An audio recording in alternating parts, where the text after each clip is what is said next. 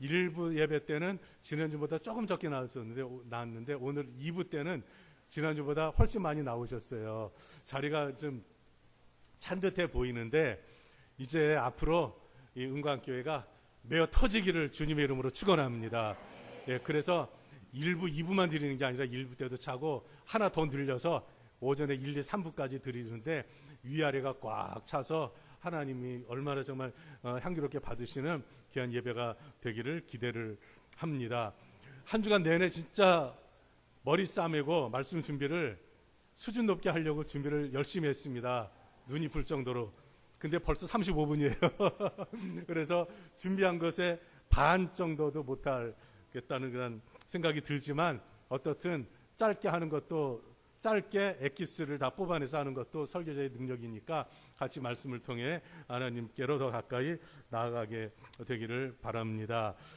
여러분들이 TV나 아니면은 성지순례를 다녀오신 분이나 이렇게 그런 데서 또 사진으로나 본 적이 있으실 겁니다.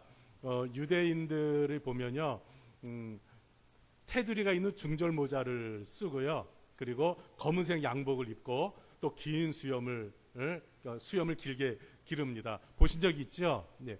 예. 자, 유대인들의 특징은 의복에서 찾을 수 있습니다. 그리고 또 하나는 뭐냐면은 여기 가만히 있는데 고기를 중심으로 해서 요거보다 조금 큰 그러한 뚜껑을 하나 덮습니다. 이렇게. 요것을 뭐라 그러냐면 키파라고 그래요. 키파.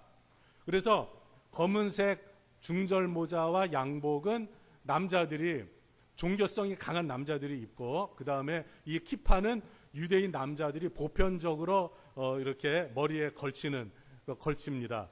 자, 이것이 왜 이렇게 하느냐? 그다 이유가 있겠죠.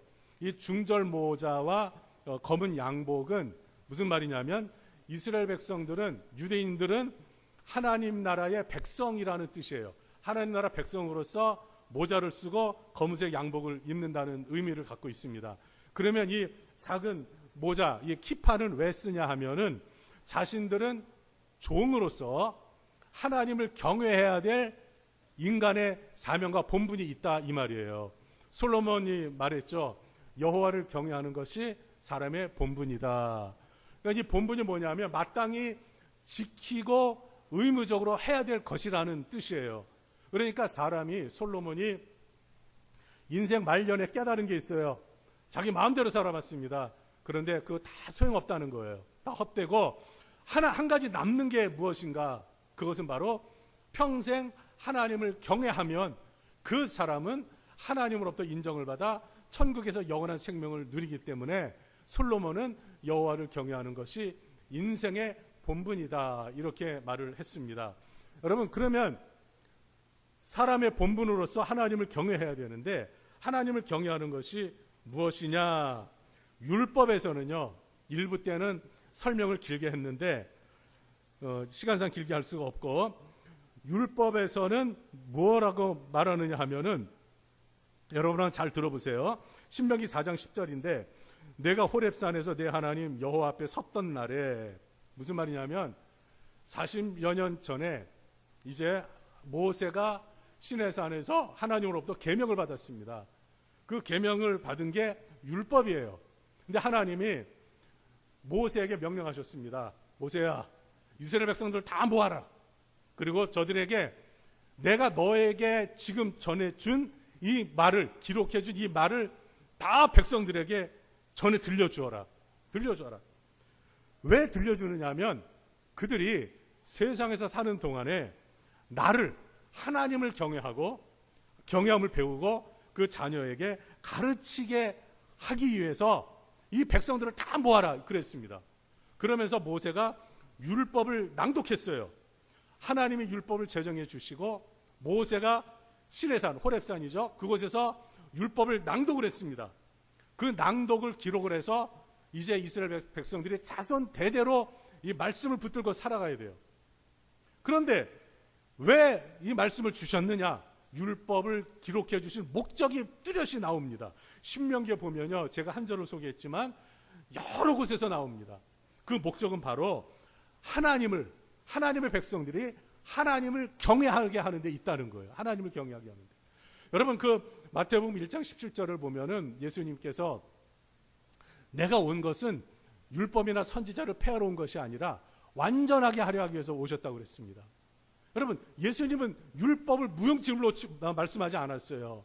도리어 율법을 세우기 위해서, 완전하기 위해서 오셨다고 그랬는데, 이 율법의 핵심이 무엇이냐 하면 예수님의 마태복음 22장에서 말씀하셨듯이 첫 번째 되는 계명은 하나님을 사랑하는 것이요. 둘째는 뭐예요?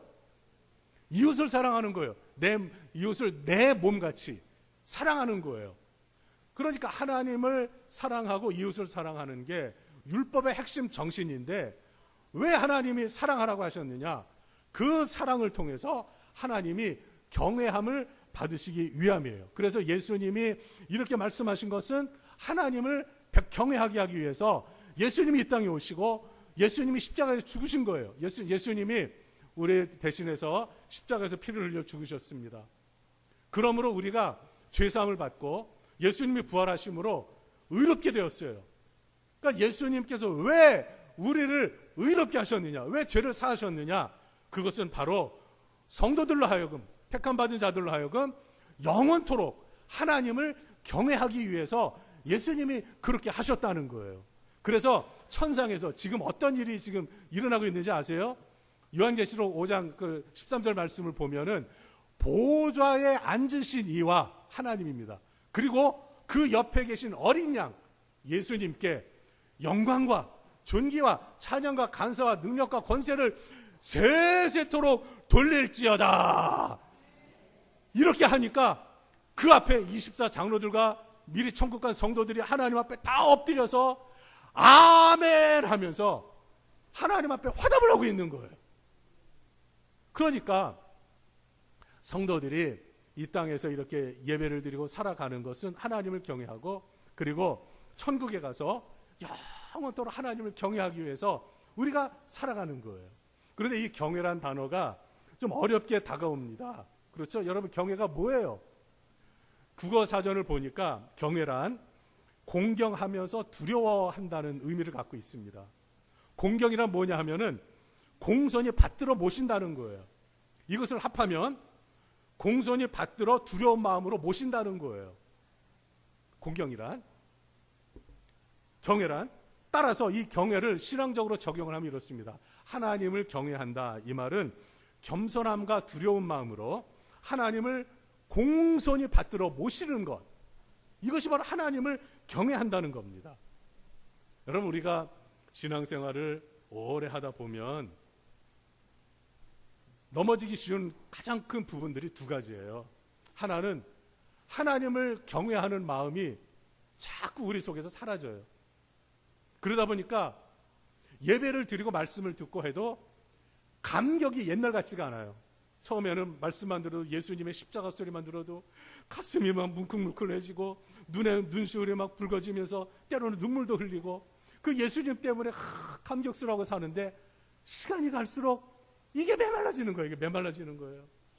그러니까 빨리 예배가 빨리 끝났으면 좋겠고, 설교가 왜 이렇게 기냐? 그러면서 말씀 듣기가 귀찮아지는 거예요. 솔직히 한번 자수해서 광명 찾아보세요. 그런 분들이 있죠?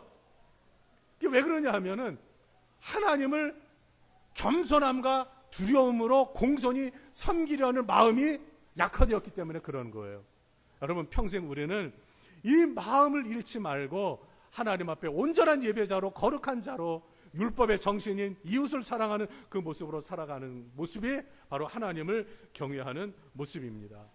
여러분, 이렇게 우리가 의미상으로 하나님 경외하는 걸 말씀드렸고, 또 율법에서 분명히 하나님을 경외하는 것이 사람의 본분이고 율법을 주신 목적인데, 그런데 오늘 본문의 말씀에 보면은 21절에 하나님을 경외하였으므로라고 나옵니다.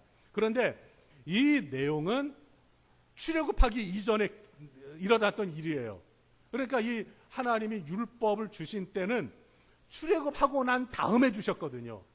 그렇다면 출애굽하기 이전에는 하나님을 경외했다는 것이 글로 남겨지질 않았습니다. 그저 전해오는 것뿐이에요. 전해오는 것.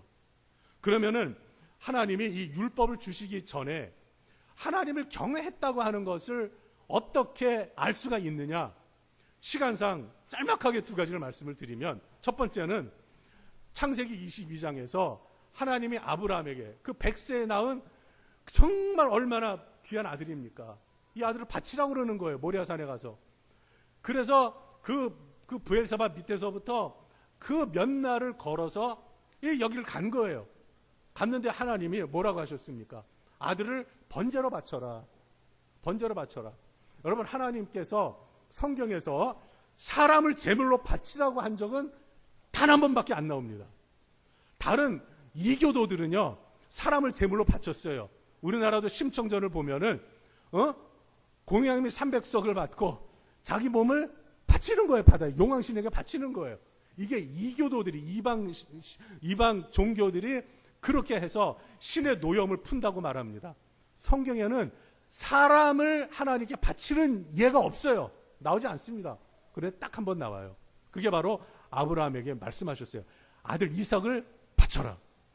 그것도 칼로 소를 잡듯이 잡아서 피를 뿌려 하나님 앞에 바쳐라. 끔찍한 일입니다. 하나님이 왜 그러시나. 그런데 하나님의 의도가 있으셨어요. 그것이 뭐냐면 아브라함의 믿음을 테스트하시는 거였어요.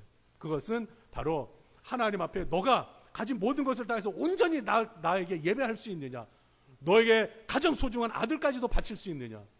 저 같으면 못 바쳐요. 근데 아브라함은 순종해서 바쳤습니다. 그때에 하나님이 뭐라고 하셨느냐면, 이제야 내가 나를 경외하는 줄을 알았다, 확인했다, 이 말이에요. 알았다는 것은, 여러분, 하나님을 경외하는 것을 인정받는 게 이렇게 어려운 일이에요. 아들을 바치니까 이것은 온전한 순종입니다. 이렇게 어렵습니다. 아브라함은 이 시험에서, 테스트에서 통과함으로 하나님을 경외하는 사람으로 인정을 받고, 로마서 4장에도 보면 아브라함의 믿음이 얼마나 훌륭한지를 본보기로 설명을 하면서 의에 대해서 말을 하고 있습니다. 그리고 율법이 제정되기 전에 하나님을 경외하는 정말 좋은 삶에서 모범을 보인 내용이 오늘 본문에 나오는 내용이에요. 여러분, 이 내용은 야곱이 주전 1876년에 이 130살 때에 이 가족들 70명을 이끌고 애굽으로 내려갔어요. 주전 1876년. 그러고 난 다음에 360년이 지난 다음에 있었던 게 오늘 본문의 내용입니다. 이 기간이 지나는 동안에 창세기 15장에서 하나님이 아브라함에게 약속하신 대로 그들이 애굽에서 번성하고 또 괴롭힘을 당할 것이라고 그랬어요. 괴롭힘을 당한 다음에 너희들이 애굽에서 나올 것이다. 자, 이것을 창세기 15장에서 세 가지를 약속을 하셨거든요. 근데 이 약속이 오랜 시간 600여 년이 흘러가면서 이게 성취가 되었어요. 하나님 아브라함에게 약속하신 때가 주전 2061년도니까 굉장히 오래됐죠. 고조선, 우리나라 역사로 말하면 고조선 초기, 그때 아브라함이 부름받은 거예요. 아무튼 이렇게 긴 역사를 지내는 동안에 여러분, 야곱이 애굽에 내려갈 때 고작 70명이었는데 그 뒤에 350년이 지나고 난 다음에 수백 명으로 번성을 했어요. 시기적으로는 2.3배인데 인구는 무려 32,000배 이상으로 늘어났습니다. 어마어마하게 늘어난 것이죠. 하나님이 창세기 15장에서 약속하신 것을 그대로 이루어진 게 출애굽기 1장 말씀입니다. 여러분, 이거 그냥 우리 읽고 넘어가지만 이 역사를 하나님의 말씀에 비추어 역사적으로 볼 때에 출애굽기 1장이 이렇게 중요한 거예요. 이렇게 중요한 겁니다. 하나님은 이것을 기억하세요. 하나님은 성경에서 기록한 것, 하나님이 약속하신 것은 반드시 이루심을 믿으시기 바랍니다. 그런데 하나님의 약속대로 이들이 애굽에 내려가서 이렇게 번성을 하는데 문제가 생겼습니다.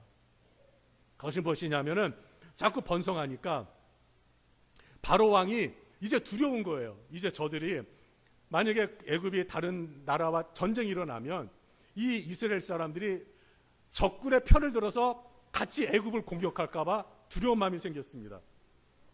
그래서 바로가 세 가지 정책을 세웁니다. 이 정책은 이스라엘 민족을 말살시키려는 정책이에요. 그 첫 번째가 뭐냐면 학대 정책입니다. 여러분, 원래 본문은 오늘 12절부터인데요. 12절을 보겠습니다. 다 같이 보죠. 시작. 그러나 학대를 받을수록 더욱 어떻게 해요? 번성하여 퍼져나가니. 자, 지금 애굽 왕이 이스라엘 백성들을 두려워해서 학대를 한 거예요. 괴롭힌 거예요. 근데 더 번성했습니다. 이 학대 정책이 실패를 합니다. 이렇게 해서 실패했죠. 그러고 나자 애굽 왕이 두 번째 정책을 펴니다. 그 두 번째 정책은 남아 제한 정책이에요. 남자 아이들을 바로 왕이 명령을 내렸어요. 산파 십브라와 부하에게 명령 내리기를 남자 아이가 태어나면 죽이고 여자 아이가 태어나면 살려두어라. 이스라엘 민족들의 후대를 끊어버리겠다는 계획이죠. 자, 이 명령을 들은 이 산파들 얼마나 갈등에 놓여 있겠습니까? 그런데 자 보세요. 1장 17절 다 같이 봅니다. 시작. 그러나 산파들이 하나님을 두려워하여 애굽 왕의 명령을 어기고 남자 아이들을 살린지라. 여러분 보세요. 왕이 명령을 내렸어요. 이걸 지키지 않으면 죽을지도 모릅니다. 그런데 이들이 하나님을 두려워하여 애굽 왕의 명령을 어기고 아이들을 살렸다고 그랬어요. 아까 정의를 내리면서 하나님을 경외하는 것은 겸손함과 그다음 뭐가 있어요? 두려움이 있어요. 두려움. 겸손함과 두려움. 너무나 높으신 하나님을 두려워하는 마음도 있는 거예요. 겸손함과 두려움으로 공손히 받들어 높여드리는 게 경외인데 여기 보니까 산파들이 하나님을 두려워해서 바로왕의 명령을 거절하고 하나님의 백성인 아이들을 살려둔 거예요. 자, 이렇게 되니까 바로왕이 화가 났죠. 불러다가 너희들 왜 그렇게 했느냐? 전하, 망극하옵나이다. 저희들이 가기 전에 벌써 히브리 여인들이 건강하여 아이를 벌써 출산하고 말았사옵나이다. 동촉하여 주시옵소서. 이렇게 했겠습니까만 극적으로 하기 위해서 제가 한번 연습을 해봤습니다. 멋있죠? 잘나져서 죄송합니다. 아무튼 이렇게 하니까 어쩔 방법이 없잖아요. 살려두었어요. 살려두었습니다. 이렇게 하니까 남자 아이가 제안하는 정책도 실패하고 말았습니다. 그러자 바로 왕이 또 다른 정책을 세 번째 펴요. 그게 읽지 않았지만 22절입니다. 바로 왕이 이렇게 명령을 합니다. 아들이 태어나면 너희는 그를 나일강에 던지라고 그랬어요. 이 말을 좀 고급스럽게 표현하면 남자아이가 태어나면 나일강에 유기하라 이 말이에요. 유기시켜라. 개를 버리면 유기견이라고 그러죠. 사람을 버리는 건 유기한다는 거. 그러니까 남자아이가 태어나면 나일강에 던져버리라는 거예요. 공개적으로 죽이겠다는 거죠. 여러분, 하나님을 두려워하는 마음으로 그렇게 했는데 산파들이 아이를 살려뒀는데 이제는 모든 아이들이 다 죽게 생겼어요. 더 어려움이 왔죠. 그런데 놀라운 일이 있습니다. 출애굽기 2장에 가면은 레위 지파 사람 중에 아므람과 요게벳이라는 사람이 있는데 이들 사이에 아들이 하나 태어났어요. 얼마나 예쁜지 3개월을 숨겨 키웠는데 더 이상 발각되어 죽을까봐 이제는 갈대 상자를 다 방수 처리해가지고 나일강에 던졌습니다. 던졌는데 그때 마침 바로의 공주가 목욕하러 온 거예요. 그래가지고 이 아이가 히브리 아이인 줄 알고 이 아이를 건져다가 자기 아들로 삼았어요. 이 아이가 누구예요? 모세예요. 잘 아시다시피. 그렇게 해서 하나님이 이러한 어려움 중에도 모세를 태어나게, 이 바로왕이 그렇게 학대를 하고 남자아이들 태어나면 죽이라고 하고 또 그거 실패하니까 남자아이들 태어나면 버리라고 하고 이렇게 했지만 하나님이 살리시는 거예요. 그러면서 모세를 살리셔서 왕궁에서 40년 동안 모세를 이스라엘의 지도자로 훈련시키십니다. 그래서 나중에 80년 뒤에, 태어난 지 80년 뒤에 이스라엘의 지도자가 되어 하나님이 계획하신, 아브라함에게 하나님이 창세기 15장에 약속하신 너희들이 400년 동안 괴로움을 당하다가 나그네가 되었다가 가나안 땅으로 돌아올 것이다. 이렇게 하나님의 약속을 이루는데 모세가 쓰임을 받게 됩니다. 여러분, 우리는 여기서 모세에게 초점을 맞추죠. 그런데 여기 이 배후를 한번 보십시오. 이 배후에는 바로 산파, 두 여인, 십브라와 부하라고 하는 사람들이 있었다는 거예요. 이 사람들이 어떠한 자세를 취했느냐. 여러분 한번 보십시오. 자, 21절 다 같이 읽습니다. 시작. 그 산파들은, 자 보세요. 산파들이 뭘 했다는 거예요? 하나님을 경외했다는 거예요. 하나님을 경외했다. 두려움으로 하나님을 경외했다. 그래서 이 바로 왕이 어떤 명령을 하다를 해도 이 산모들은 끄떡하지 않고 이렇게 자신들의 믿음을 지키며 하나님을 경외했습니다. 저는 여기에서 하나님을 경외하는 걸 무엇인가? 율법엔 구체적으로 나오지만 그 전에 아까 말씀드린 대로 아브라함을 통해서 하나님 앞에 온전한 예배를 드리는 사람이 하나님을 경외하는 사람이다 말씀을 드렸죠. 그러면 이제 삶에서 하나님을 경외하는 게 무엇이냐? 따라해 보세요. 하나님을 경외하는 것은 하나님의 편에 서는 것입니다. 여러분, 이 두 여인을 보십시오. 바로 왕이 명령을 내렸어요. 세상 권력을 가진 자요 신이라고 불리는 바로입니다. 이 사람이 명령을 내렸습니다. 그런데 이 노예 취급받는 자신의 백성들, 이들은 하나님의 백성들이에요. 아브라함 때부터 내려온 하나님의 백성들 다 알고 있습니다. 하나님의 백성을 살리느냐, 바로의 명령을 듣느냐, 여기서 갈등이 있었습니다. 이것은 뭐냐면 하나님 편이냐 바로 편이냐예요. 그런데 이 두 여인은 고민하다가 과감하게 바로 편에 서지 않냐고 하나님의 편에 서서 하나님의 백성들을 살렸습니다. 여러분, 이렇게 해서 하나님께 인정을 받아 성경에서 모세는 이것을 뭐라고 기록을 했느냐면 이 산파들은 하나님을 경외했다 이렇게 말을 합니다. 하나님을 경외했다. 그래서 그 뒤에 율법이 제정되고 난 후에 하나님이 모세에게 말씀하셨습니다. 이 율법을 백성들에게 제발 열심히 가르쳐라.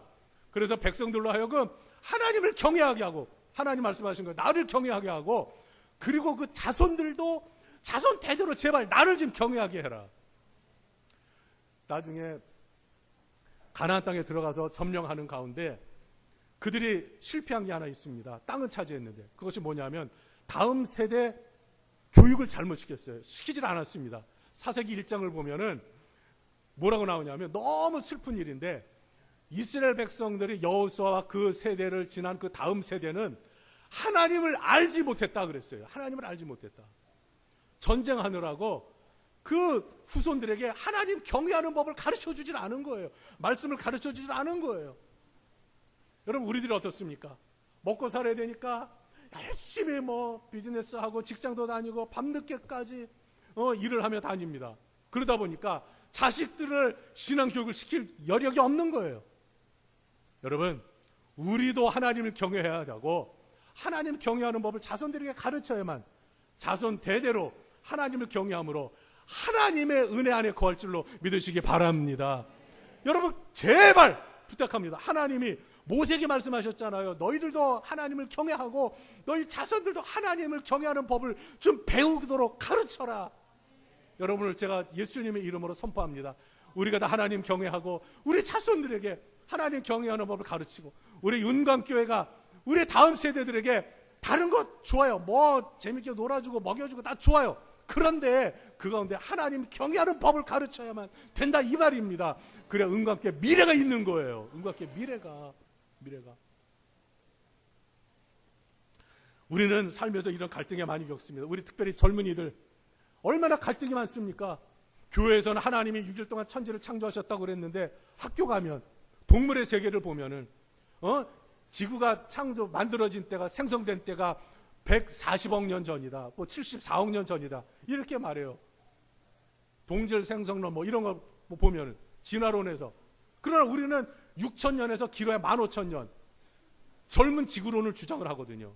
그러니까 교회에서 이렇게 배웠는데 학교 가면은 140억 년이니 말이 140억 년이죠. 이렇게 배우니까 갈등이 있는 거예요. 교회에서 하나님 말씀을 거룩하라고 배웠는데 세상에 나가보니까 엉망진창이에요. 윤리가 뭐건 아무것도 지켜지는 게 없습니다. 갈등을 겪는 거예요.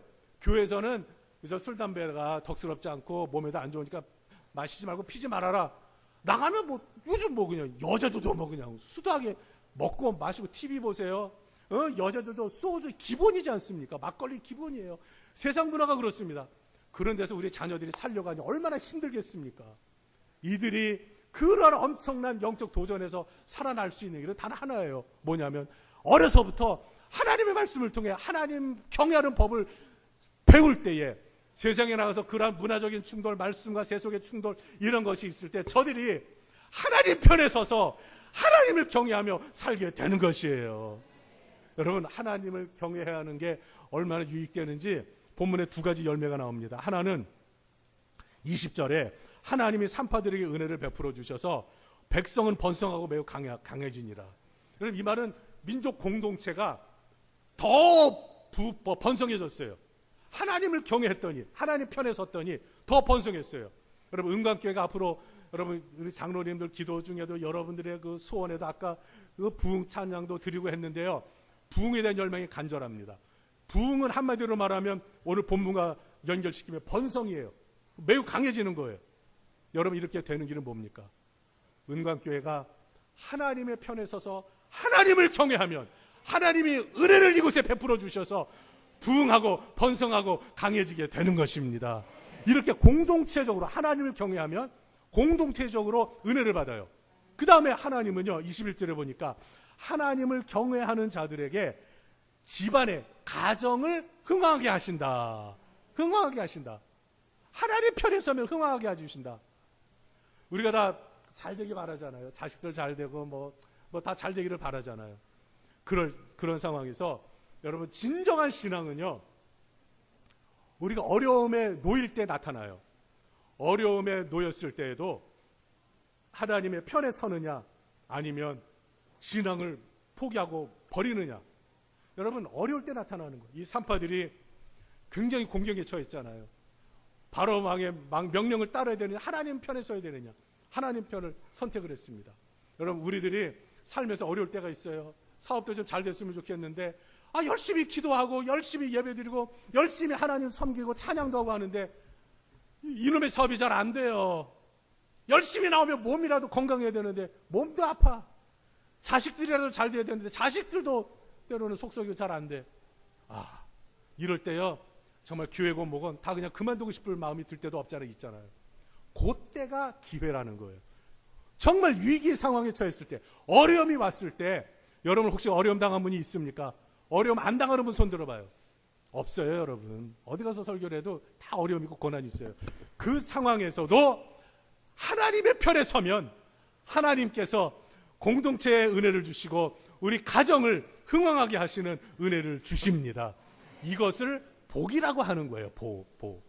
그래서 시편 1편 1절부터 3절에 보십시오. 복 있는 사람은 죄악, 새 속에 물들어 거기에 속하지 않고 거기 편들지 않고 하나님의 말씀을 듣고 하나님을 경외하는 하나님 편에 들기 때문에 그 잎사귀가 마르지 아니함 같고 그 행사가 다 형통하리로다. 이렇게 말씀을 하신 거예요. 한 가지 이야만 드리고 말씀드리겠습니다. 그때가 가장 임팩트하기 때문에 많은 은혜를 받았지만 가장 임팩트했기 때문에 그런데요. 군대에서 이제 군기가 세기로 유명한 백골부대에서 그 철원 거기에 백골부대에서 근무를 했는데 제가 연대 본부 병기과에 그 배정을 받았습니다. 자대 배치를 받았습니다. 이 병기과는 실탄과 포탄을 관리하면서 대대에 보급을 하는 중요한 그 과입니다. 근데 이제 자대 배치 후에 이제 주일을 맞이했어요. 그 주일날 가서 이제 예배드리고 이제 저녁에 밤에 회식을 열었습니다. 저를 위해서 환영의 의미에서 회식을 한다고 그 이제 뭐 과자 부스러기 갖다 놓고 뭐 소주 갖다 놓고 뭐 이렇게 해가지고 이렇게 해놓고 이제 술잔을 나누는 거예요. 그러면서 최고참이 저한테 이병 환영한다 하면서 술잔을 딱 주는 거예요. 제가 이거를 받았습니다. 받았는데 그 순간에 입대하기 전에 목사님께서 하신 말씀이 생각이 난 거예요. 이 선생 군대 가면은 반드시 두 가지 시험이 올 거예요. 첫 번째는 주일날 예배 가는 것과 두 번째 술 마시는 거니까 그거 올 때 반드시 이겨내야만 돼요. 그 말씀을 하신 게 떠오르는 거예요. 그 술잔을 덜덜덜 떨면서 이걸 안 마시면 분위기상 맞아 죽겠고 이거 마시자니 그래가지고요. 목사님 말씀이 계속 아른거려서 에라 모르겠다. 안 마시겠습니다. 거절해버렸어요. 그 순간 회식이 끝났어요. 잘해요. 하려는 게 얼마나 감사한지 이렇게 쉽게 끝나나. 그래서 잠자리에 들었는데 조금 있으니까 막 멍하게 잠들었는데 갑자기 집합하더니 깨우는 거예요. 그래서 시계 보니까 12시가 조금 넘었어요. 그러더니 산 중턱에 있는 탄약고 뒤에 이렇게 움푹 패여 있고 그런데 거기 일렬로 세우더니 최고참이요 발로 가슴을 걷어차는 거예요. 신참 교육을 어떻게 시킨 거야. 이 XX, 이 별의별 욕이 다 나오는 거예요. 빵빵 걷어차는 거예요. 뒤로 다 자빠졌어요. 그리고 다 한 12명인데 다 맞고 이제 제 차례가 온 거예요. 맞자. 이를 악물고 딱 있는데 차려고 하더니 에이씨! 발하더니 신참교육 잘 시켜! 그러더니 소리가 내려간 거예요. 저 이제 위에 고참들이 때릴 줄 알고 이제 그냥 군기 들어서 이러고 이제 서 있는데 내려가서 그만 자라 그러더라고요. 그 다음날 너무 미안하니까 PX 가가지고 매점이죠, 매점. 가가지고 과자를 잔뜩 사가지고 고참들에다가 다 바쳤어요. 죄송합니다. 여러분 이렇게 했습니다.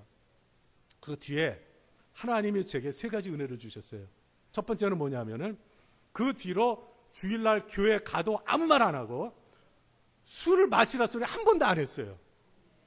그래서 두 번째는 뭐냐면 제가 이등병 때 그때는 30개월 근무할 때니까 이등병 때에 그 교회 가는 게 정말 힘들었는데 교회 갈 뿐만 아니라 연대 군종의 자리가 갑자기 비었어요.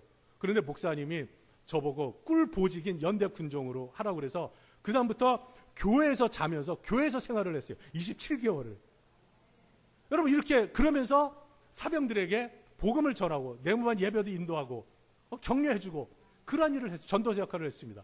그 다음 3번째 뭐냐면은 이제 철책에 있으니까 철책 가보는 게 쉽지가 않습니다. 민간인은 못 가잖아요. 근데 목사님, 군대 목사님, 군목님과 함께 찌푸차를 타고 거기를 다 철책을 3, 4단 철책 다 다니고 그리고 비무장지대 있잖아요. 비무장지대 안에 지피라고 있어요. 북한하고 제일 가까운 곳입니다. 얼마나 무서웠는지 그때 가는데 아무튼 거기를 찌차 타고 들어가서 거기에 있는 그 사병들을 같이 예배드리고 격려해주는 그런 시간을 하죠. 돈 주고도 살 수 없는 경험을 했습니다. 여러분 지금 거기 돈 주고 가려고 해도 못 가요. 하나님이 그렇게 정말 작은 것이지만 하나님의 편에 섰더니 군대에서도 그런 은혜를 베풀어 주셨어요. 여러분 우리의 삶에서 세상에서 살다 보면 이런 저런 것에 부딪힙니다. 도전을 받습니다. 그러한 때에 세상 편을 드느냐 하나님 편 들으냐 그저 세상적으로 하는 친구 편 들으냐 하나님 말씀 듣느냐 갈등의 순간이 올 때가 있습니다. 여러분 그때에 과감하게 하나님의 편에 서면 하나님께서 우리에게 오늘 말씀처럼 은혜를 베풀어 주시고 흥왕하게 하는 복을 베풀어 주실 것입니다. 여러분 어느 편에 서겠습니까? 어느 편에? 어느 순간에도 하나님 편에 서야지. 하나님 편에 서야지. 이 각오로 사심으로 말미암아 하나님께 큰 영광을 돌리시기를 바랍니다. 우리 다 같이 교회 설립 61주년을 맞이했습니다. 이런저런 미래에 대한 비전들이 있는데 다른 거 다 차치하고 그저 이 한 가지를 고백하기를 원합니다. 하나님 아버지만 예수님만 성령님만 홀로 영광과 찬양을 받아 주시옵소서. 우리 다 같이 한번 시간은 됐지만 한번 부르겠습니다.